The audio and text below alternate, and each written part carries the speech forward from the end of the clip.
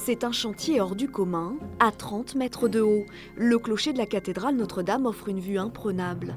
L'édifice religieux, prisonnier des échafaudages depuis plus d'1 an et demi, est minutieusement restauré. Il faut qu'on arrive à garder l'authenticité de ce bâtiment, qui raconte l'histoire du Havre, et tous les témoins de cette histoire, les conflits, les impacts de balles, de boulets, on ne peut pas les gommer comme ça. Donc on se concentre en fait sur les changements de pierre, sur les éléments structurels, sur les éléments d'écoulement des eaux qui vont protéger les façades. Mais dès qu'on peut garder les pierres et le témoin historique qu'elles représentent, on le fait. Des pierres et des sculptures datant d'il y a 5 siècles qui ont souffert des aléas du temps, de l'eau et du sel. Entre les mains de ces artisans restaurateurs d'art, elles retrouvent leur lustre d'antan. Tout ça, c'est de la restauration. Ça, c'est de la restauration, les petits bouts de drapé ici. On restaure ces parties-là pour redonner un volume et de la lecture à la sculpture, pour qu'en bas, on puisse voir tous ces détails.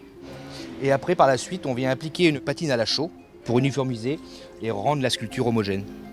Mais certaines, trop abîmées, ont dû être remplacées. 30 mètres cubes de pierre ont été nécessaires sur le chantier.